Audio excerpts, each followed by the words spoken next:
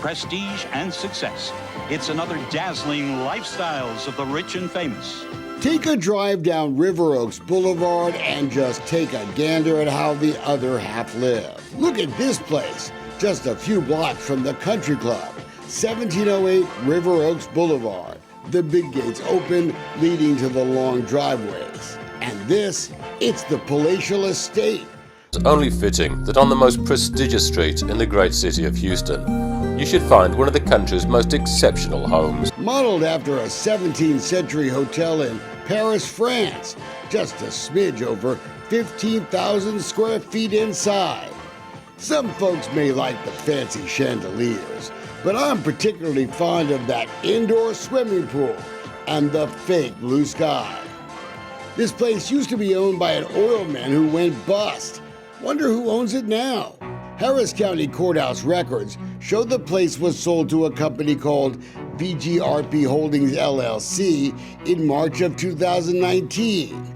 Funny, the Texas Secretary of State shows VGRP only came into existence 16 days before. So we were curious about the headquarters of this corporation.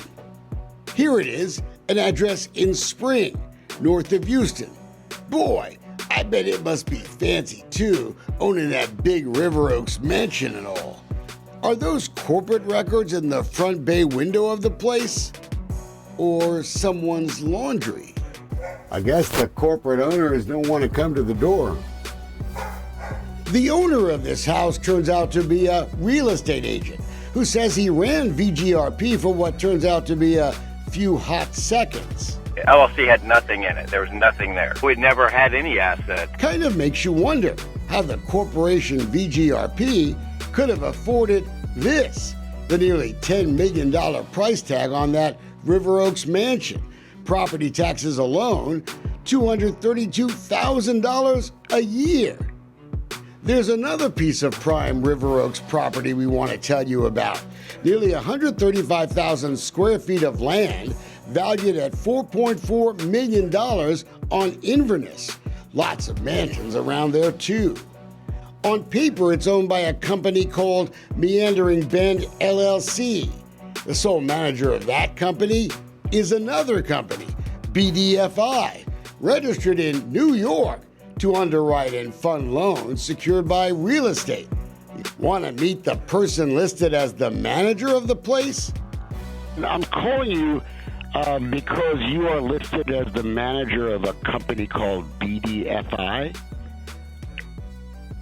No. No? What do you mean? No, I never heard of it. What does that all stand for?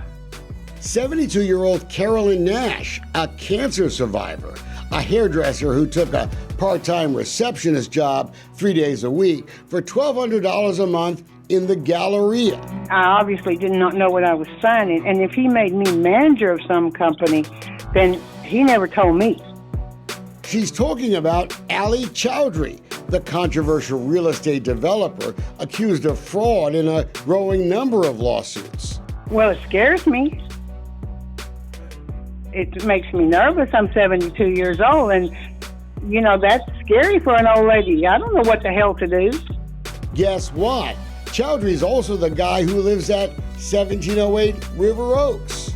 And poor Carolyn Nash, the New York company she supposedly manages, also owns this place, 50 Briar Hollow, a River Oaks office building just a stone's throw from the land on Inverness. I don't even know what 50 Briar Hollow is, an office building or an apartment building. I don't know.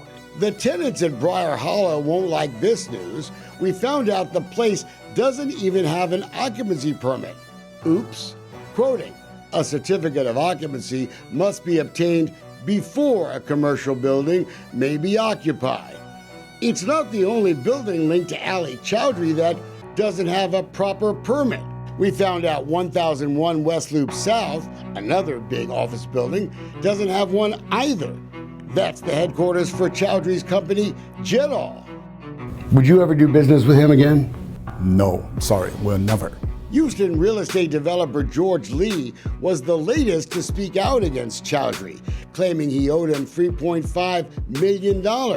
Before BDFI became the owner of 50 Briar Hollow, Mr. Lee owned it. Like a lot of other places, 50 Briar Hollow was damaged in Hurricane Harvey. At the time, the building was managed by Ali Choudhri's company, Jetall. In new legal action, Lee says he didn't know that in 2019, Jetall had actually sued the AIG insurance company over the hurricane claim. The case was settled, but the check should have gone to Lee, not Choudhri. Quoting, Lee only learned of the Jetall claims against original defendants and this suit in the last 2 weeks. And that's because of our investigation. He is absolutely the most unethical, shady, slimy dirtbag. You know the old expression, tell me how you really feel. If anybody gets into business with him, it's like, fair warning. Fair warning. You're gonna get screwed. Choudhri tried to blame coronavirus after a jury ruled against his efforts to take over Renee Davies' title company. His company then sued Renee's lawyers. A judge just ordered Choudhri to pay more than $125,000 to the law firm of Hoover Slovacek, in part as punishment for even suing in the first place. The cost of Choudhri's antics are mounting up. $435,000 in judgments against him just this year. He uses our legal system and our courthouse to try and manipulate real estate deals and force people to do things in his favor, like a shakedown. Judge Michael Landrum is one of the judges clearly sending a message. Quoting, Jetall has been sanctioned for engaging in improper and repugnant actions in court of law. Another lawsuit accuses Choudhri of fraud and racketeering in a real estate deal involving this building, the Beale Bank building at 610 in Westheimer.